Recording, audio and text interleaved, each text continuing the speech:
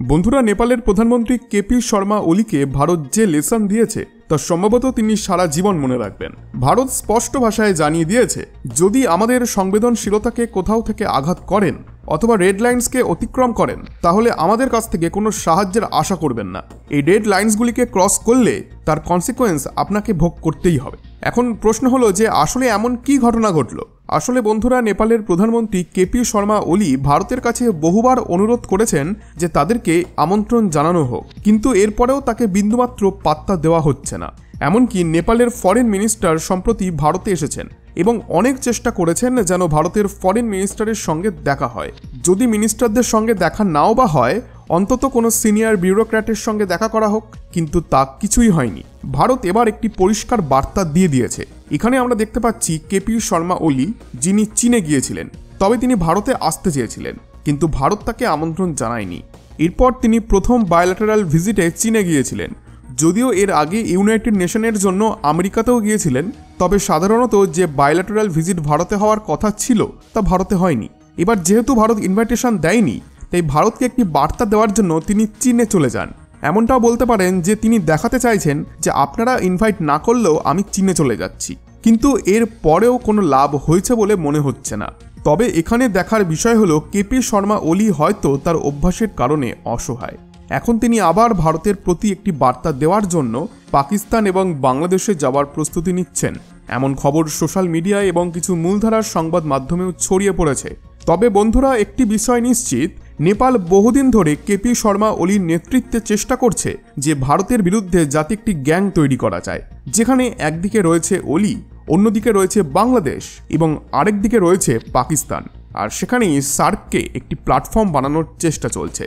কিন্তু এখানে কি ঘটছে, এই সম্পূর্ণ ডেভেলপমেন্ট কি, আর ওলিকে কি বার্তা দেওয়া হয়েছে ভারতের তরফ থেকে, তা সম্পূর্ণ জানবো আজকের এই ভিডিওতে। তবে ভিডিওটি শুরু করার আগে আপনাদের কাছে ছোট্ট একটি অনুরোধ, ভিডিওটিকে একটি লাইক করে আমাদের চ্যানেলটিকে এখনই সাবস্ক্রাইব করে পাশের বেল আইকনে ক্লিক করে রাখুন। তো বন্ধুরা, ঘটনাটি যেটা ঘটেছে সেটা হচ্ছে যে কেপি ওলি শর্মা, যাকে আপনি ছবিতে দেখছেন, এর আগেও তিনি ভারত সফরে এসেছিলেন এবং প্রধানমন্ত্রী মোদিও তার নেতৃত্বের সময় নেপাল সফর করেছিলেন।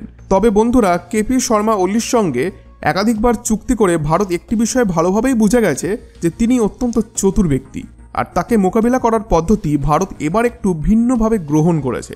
বন্ধুরা, বর্তমান সময় নেপালের প্রধানমন্ত্রী ওলি বেশ কয়েকবার ভারতের কাছে অনুরোধ করেছেন যে তাকে ভারতের আমন্ত্রণ জানানো হোক। ট্র্যাডিশনাল নিয়ম অনুযায়ী নেপালের প্রধানমন্ত্রী তার দায়িত্ব গ্রহণ করার পর প্রথম বায়োল্যাটারাল ভিজিট হিসেবে ভারত সফর করেন। ওলিও এবার সেটাই করতে চেয়েছিলেন। তবে আপনি নিশ্চয়ই লক্ষ্য করেছেন এবং হয়তো নিউজ হেডলাইনও দেখেছেন যে ওলি এবার ভারতে না গিয়ে চীনে গিয়েছিলেন। আসলে তিনি ভারত আসতে চেয়েছিলেন, কিন্তু তিনি এমন কিছু শর্ত দিয়েছিলেন যে ভারত স্পষ্ট জানিয়ে দেয় যে আসার কোনো প্রয়োজন নেই। এখন সেই ঘটনাটি কি? আগস্ট সেপ্টেম্বর মাসে ওলি প্রথমবার এই ধরনের অনুরোধ করেছিলেন, তার অফিস থেকেও অনুরোধ এসেছিল। এমনকি নেপালের ফরেন মিনিস্টারদের অফিস থেকেও একই অনুরোধ করা হয়েছিল যে কেপি শর্মা ওলিকে আমন্ত্রণ জানানো হোক, কিন্তু নিউ দিল্লি তাতে কোনো আগ্রহ দেখায়নি। এরপর ওলি এক ধরনের বার্তা দিতে চীন সফরের সিদ্ধান্ত নেন, যেন বলতে পারেন তোমরা যদি না ডাকো তাহলে আমরা চীনে চলে যাচ্ছি। বন্ধুরা, যারা নেপাল থেকে আমাদের ভিডিওটি দেখছেন তাদের বলতে চাই, নেপাল ও ভারতের সম্পর্ক সবসময় খুব ভালো ছিল এবং ভাইচারার মতো সম্পর্ক, কিন্তু এই সমস্যাগুলি ওলির নেতৃত্বে তৈরি হয়েছে। তাই এই ভিডিওটিকে পার্সোনালি একদমই নেবেন না এবং এটিকে কেপি শর্মা ওলির পয়েন্ট অফ ভিউতেই দেখুন। তো দেখুন বন্ধুরা, মজার বিষয় হলো যে ওলির চীনে যাওয়া একেবারেই ব্যর্থ হয়েছিল, আর বিশেষজ্ঞরা এটিকে একটি ডিজাস্টার বলে অ্যানাউন্স করেছিল। তিনি যখন চীনে যাচ্ছিলেন তাকে বলা হয়েছিল যে কোনোভাবেই বিআরআই প্রকল্পে কোনো ঋণে সই করবেন না। বিআরআই অর্থাৎ বেল্ট অ্যান্ড রোড ইনিশিয়েটিভ হলো চীনের একটি গ্লোবাল ডেভেলপমেন্ট প্রজেক্ট। এটি 2013 সালে চীনের প্রেসিডেন্ট শি জিনপিং ঘোষণা করেন। বেসিক্যালি এই প্রজেক্টের মাধ্যমে চীন অন্যান্য দেশের ইনফ্রাস্ট্রাকচার নির্মাণে আর্থিক সহায়তার জন্য লোন প্রদান করে, কিন্তু এটি নিয়ে ব্যাপক সমালোচনা রয়েছে। আর এবার চীন ওলিকে এমনভাবে ভুল পথে চালিয়েছিল যে এই প্রজেক্ট শুধু একটি সাহায্য, এবং এই বলেই তাকে দিয়ে পেপারসগুলিতে সই করিয়ে নেওয়া হয়েছিল। আসলে এই সাহায্যের মধ্যেই যে লোনগুলি লুকিয়েছিল তা তিনি বুঝতেও পারেননি। আর নেপালের প্রধানমন্ত্রী যখন বিআরআই এর এই ফাইন্যান্সিং মডেলের প্রজেক্টগুলিকে সই করেন, তখনই কিন্তু তার নামে বিভিন্ন আর্টিকেল পাবলিশ হতে শুরু করে। এরপর ওলির নেতৃত্বে নেপাল আবার চেষ্টায় নামে যে চীন থেকে ফিরে ভারত সফরের জন্য। নেপালের ফরেন মিনিস্টার আরজু রানাদেবা যিনি ইউরোপ সফর শেষে দিল্লি আসেন তার মাধ্যমেও চেষ্টা করা হয়। তবে এই সফরটি আনঅফিসিয়াল ভাবে ছিল। তিনি দিল্লিতে স্বাস্থ্য পরীক্ষা করানোর জন্য নামেন এবং তারপর চেষ্টা করেন ভারতের ফরেন মিনিস্টার ডক্টর এস জয়শঙ্করজির সঙ্গে দেখা করার। তবে জয়শঙ্করজি তাকে স্পষ্ট জানিয়ে দেন যে এভাবে আনঅফিসিয়াল সফরে এসে দেখা করার সুযোগ পাওয়া যাবে না, আমরা খুব ব্যস্ত। এরপর তার অফিস থেকে অনুরোধ করা হয় যদি আপনি না পারেন তাহলে অ্যাটলিস্ট কোনো মন্ত্রীকে দিয়ে দেখা করান, কিন্তু সেখানেও ভারত না করে দেয়। এরপর তিনি বলেন যে যদি মন্ত্রীও না হয় তাহলে কোনো সিনিয়র ব্যুরোক্রেটের সঙ্গে দেখা করানো হোক, কিন্তু সেখানেও একই জবাব পাওয়া যায়। অবশেষে তিনি খালি হাতে ফিরে যেতে বাধ্য হন। বন্ধুরা, এটি বেশ অবাক করার মতো বিষয় যে নেপাল কংগ্রেসের একজন সদস্য। নেপাল কংগ্রেস ভারতের সঙ্গে বরাবরই ঘনিষ্ঠ সম্পর্ক বজায় রেখেছে। ভারতে বিজেপি সরকার হোক বা কংগ্রেস সরকার, যে কোনো সরকারের সময়ই নেপাল কংগ্রেসের সঙ্গে ভালো সম্পর্ক ছিল। এই কারণেই অলির এই পদক্ষেপ শেষ চেষ্টা হিসেবে দেখা যেতে পারে। এটা অ্যাজিউম করা হয়েছিল যে এই প্রতিনিধি দলকে ভারত হতাশ হতে দেবে না, কিন্তু তবুও ভারতের কোনো সাড়া মেলেনি। আসলে তাদেরকে স্পষ্ট মনে করিয়ে দেওয়া হয়েছিল যে যদিও তারা নেপাল কংগ্রেসের সদস্য, তবে তারা বর্তমানে কেপি শর্মা ওলির জোট সরকারের অংশ, কাজেই ভারতের কাছ থেকে আলাদা কোনো সুবিধা পাওয়ার আশা করা উচিত নয়। এখন প্রশ্ন উঠছে যে কেন ভারত ওলির প্রতি এতটা অসন্তুষ্ট? ওলি তো ভারত সফর করতে চেয়েছিলেন, কিন্তু কেন ভারত তা রিজেক্ট করে দিল? দেখুন, এখানে একটি জিনিস বোঝার আছে যে ভারত অত্যন্ত এক্সাইটেড ছিল যখন ওলি চতুর্থবারের জন্য প্রধানমন্ত্রীর পদে অ্যাসাইন হন। ভারত তাকে আমন্ত্রণ জানানোর কথা বিবেচনা করেছিল, তবে ওলি শর্ত দিয়েছিলেন যে তিনি তখনই ভারতে আসবেন যখন তার শর্ত পূরণ করা হবে। আর এখান থেকেই শুরু হয় সমস্যা। ওলির প্রথম শর্ত ছিল লিম্পিয়াধুনা, কালাপানি এবং লিপুলেক নিয়ে একটি আলোচনার সূচনা করতে হবে। আমরা দুই পক্ষ একটা বৈঠক করব এবং সেখানে এই অঞ্চলগুলিকে নিয়ে কথা বলা হবে এবং এই বিষয়ে সমাধানের প্রতিশ্রুতি দিতে হবে। এটি এমন এক বিতর্কিত অঞ্চল যা 2020 সাল পর্যন্ত ভারতের নিয়ন্ত্রণে ছিল। তবে 2020 সালে নেপাল হঠাৎ তাদের রাজনৈতিক মানচিত্র পরিবর্তন করে এই অঞ্চলগুলিকে নিজেদের বলে দাবি করে।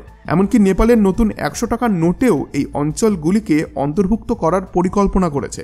আর যখন কেপি শর্মা ওলি বলেছিলেন যে ভারত যদি ঘোষণা করে যে লিম্পিয়াধুরা, কালাপানি এবং লিপুলেক বিতর্কের সমাধানের একটি প্রক্রিয়া শুরু হবে, তবেই আমরা ভারতে আসব, কিন্তু ভারত এখানে সাফ জানিয়ে দেয় যে না, এটা কখনো হবে না।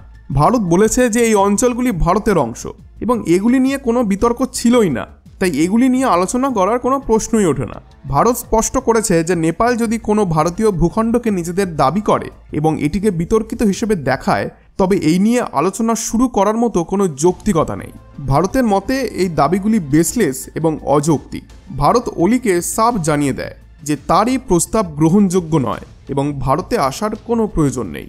আর এটি প্রথমবার হয় যখন ওলি এই রেড লাইনকে ক্রস করেছিলেন। 2020 সালে ওলি প্রথমবার এই বিষয়টিকে উত্থাপন করেছিলেন। তখন তিনি কোভিড পরিস্থিতির কারণে হওয়া অব্যবস্থাপনা থেকে জনগণের দৃষ্টি ভিন্ন দিকে সরানোর জন্য এই বিষয়টি তুলেছিলেন। এই পদক্ষেপটি শুধু চীনকেই খুশি করেছিল, যা স্পষ্টতই একটি রাজনৈতিক উদ্দেশ্য প্রণোদিত সিদ্ধান্ত ছিল। ভারত যখন এই বিষয়টিকে পুনরায় উত্থাপন করার ব্যাপারে ওলির বিরোধিতা করে, তখন ওলির দপ্তর থেকে ক্ষমা চাওয়া হয়। তারা জানায় এই বিতর্কিত বিষয় নিয়ে আর কোনো আলোচনা হবে না। ভারত স্পষ্ট জানিয়ে দেয় এই ধরনের দাবি ভিত্তিহীন এবং ওলির ওপর প্রথমবারের জন্য ট্রাস্ট তারা হারিয়ে ফেলে। এরপর ওলি তার পরবর্তী দাবিকে উত্থাপন করেন, যেখানে চীনের সাহায্যে তৈরি করা পোখরা এবং ভৈরবা এয়ারপোর্টগুলির জন্য ভারতীয় এয়ারস্পেস ব্যবহারের অনুমতি চাওয়া হয়। তার মতে এই বিমানবন্দরগুলির কার্যকারিতা বাড়ানোর জন্য ভারতীয় এয়ারস্পেস ব্যবহার করা প্রয়োজন, অর্থাৎ তারা ভারতের জমির ওপর যে এয়ারস্পেসগুলি রয়েছে সেগুলিকে ইউটিলাইজ করতে পারবে। কিন্তু ভারত স্পষ্টভাবে জানিয়ে দিয়েছে যে এই ধরনের কোনো প্রস্তাব গ্রহণযোগ্য নয়, কারণ ভারতীয় এয়ারস্পেস ব্যবহারের অনুমতি না থাকায় চীনের ফান্ডে তৈরি নেপালের এয়ারপোর্টগুলি কার্যত অকেজো হয়ে পড়েছে। এই বিমানবন্দরগুলি থেকে কোনো ফ্লাইট পরিচালিত হয় না এবং এগুলি কার্যকর হওয়ার কোনো সম্ভাবনাও আর দেখা যাচ্ছে না। ভারত কেপি ওলি শর্মাকে পরিষ্কার জানিয়ে দিয়েছে যে যখন তার সরকার এই প্রকল্পগুলি চীনের সঙ্গে সই করেছিল, তখনই ভারত সতর্ক করেছিল সীমান্তের এত কাছে চীনি ফান্ডে তৈরি এবং পরিচালিত বিমানবন্দর তৈরি করলে এটি ভারতের নিরাপত্তার জন্য একটি ঝুঁকি তৈরি করবে। এগুলির মাধ্যমে র্যাডার বসিয়ে ভারতের এয়ারস্পেসের ওপর 24 ঘন্টা নজরদারি করা হবে। এটি তো ভারতের বর্ডার সিকিউরিটির একটি প্রশ্ন। এরপর যদি এই এয়ারপোর্টগুলিকে কার্যকর করার জন্য ভারতের সহায়তা চাওয়া হয়, তাদের এয়ারস্পেস ব্যবহার করার অনুমতি চাওয়া হয়, তাহলে সেটি কিভাবে পসিবল হতে পারে? ভারত আরও জানিয়ে দিয়েছে যে এই বিমানবন্দরগুলিতে ইন্টারন্যাশনাল ফ্লাইট পরিচালনা অসম্ভব, কারণ হিমালয়ের ওপর দিয়ে ফ্লাইট চলাচলের অনুমতি নেই এবং ভারতীয় এয়ারস্পেস ব্যবহারেরও অনুমতি দেওয়া হবে না। এর ফলে এই এয়ারপোর্টগুলি সম্পূর্ণ অকেজো অবস্থায় রয়েছে।